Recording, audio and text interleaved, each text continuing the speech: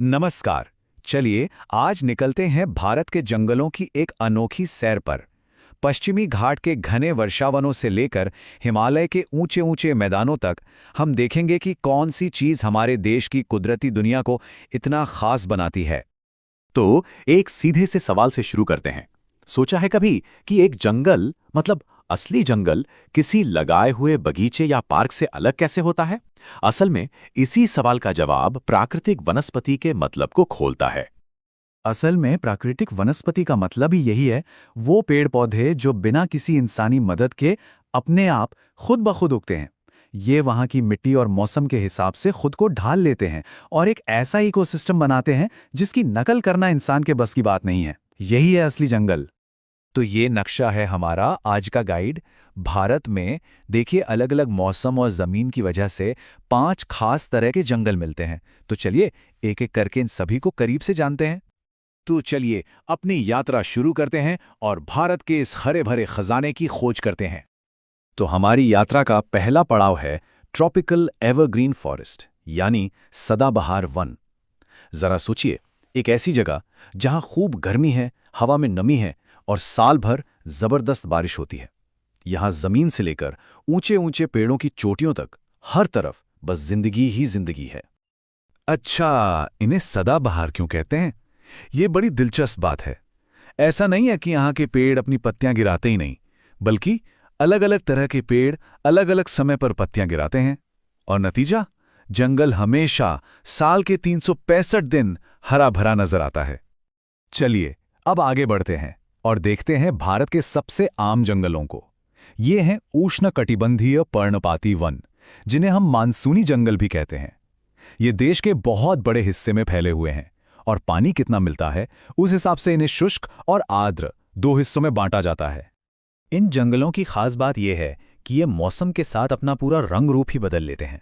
जैसे ही सूखा मौसम आता है ना, तो ये पेड़ पानी बचाने के लिए अपनी सारी पत्तियां गिरा देते हैं और तब पूरा नज़ारा ही बदल जाता है। दूर दूर तक सिर्फ खाली पेड़ दिखाई देते हैं, एक बिल्कुल अलग ही खूबसूरती। तो अब हमारी ये यात्रा हमें ले आई है भारत के सूखे इलाकों में। ये हैं कांटेदार वन। ये ऐसी जगहों पर मिलते हैं जहां बारिश समझिए ना के बराबर होती है। यहां जिंदगी आसान नहीं है और पेड़ पौधों को भी टिके रहने के लिए खुद को बहुत बदलना पड़ता है।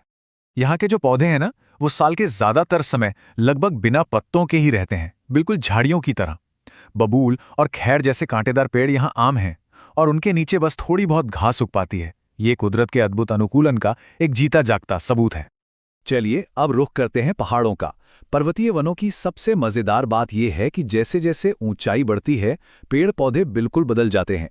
सच कहूं तो एक पहाड़ पर चढ़ना ऐसा है मानो अलग अलग क्लाइमेट जोन से गुजर रहे हों।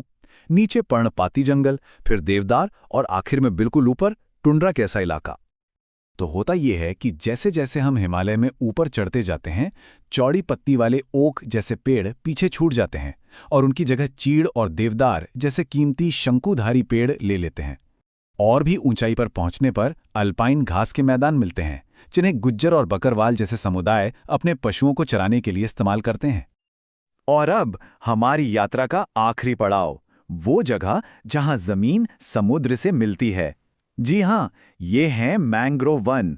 और ये जानना बहुत जरूरी है कि पूरी दुनिया के 7% मैंग्रोव जंगल अकेले भारत में हैं। इन जंगलों की सबसे कमाल की बात यह है कि ये खारे पानी में भी फलते फूलते हैं। सुंदरबन जैसी जगहें न सिर्फ अनगिनत जीव जंतुओं का घर हैं, बल्कि एक मजबूत दीवार की तरह तूफानों से हमारे तटीय इलाकों की रक्षा भी करते हैं। तो हमने भारत की ये बेमिसाल कुदरती खूबसूरती तो देख ली, लेकिन कहानी यहीं खत्म नहीं होती। अब एक गंभीर सच्चाई का सामना करने का वक्त है। देखिए, हमारी अपनी गतिविधियां इन जंगलों पर बहुत भारी पड़ रही हैं। हम खेती और इंडस्ट्री के लिए जमीन साफ कर रहे हैं, अवैध शिकार एक बहुत बड़ी समस्या बनी हुई है।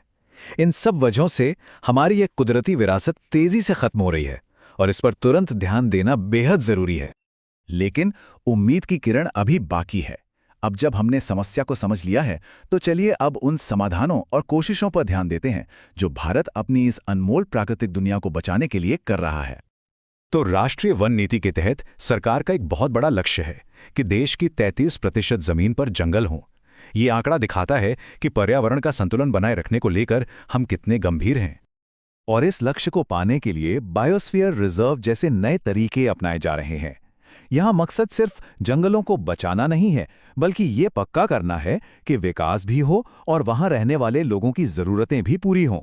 ये असल में प्रकृति और इंसान के बीच एक बैलेंस, एक संतुलन बनाने की कोशिश है। और जब संरक्षण की कोशिशों की बात हो ही रही है, तो भारत की सबसे मशहूर पहलों में से एक को करीब से देखना तो बनता है। साल 2006 में भारत में बाघों की संख्या एक चिंताजनक स्तर पर पहुंच गई थी, सिर्फ 1411। ये एक खतरे की घंटी थी। लेकिन सही और लगातार कोशिशों का नतीजा देखिए, 2020 तक ये संख्या दोगुनी से भी ज्यादा होकर 2967 तक पहुंच गई। आज दुनिया के 70% टाइगर हमारे देश भारत में रहते हैं। ये संरक्षण की एक ऐसी जबरदस्त कामयाबी है जो दिखाती है कि अगर ठान लिया जाए तो कुछ भी मुमकिन है।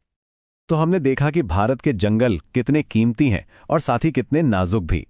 प्रोजेक्ट टाइगर जैसी सफलताएं यकीनन उम्मीद जगाती हैं, लेकिन असली चुनौती तो अभी बाकी है। और सवाल यही है कि आने वाले समय में हम तरक्की और प्रकृति के संरक्षण के बीच ये जरूरी संतुलन कैसे बनाएंगे।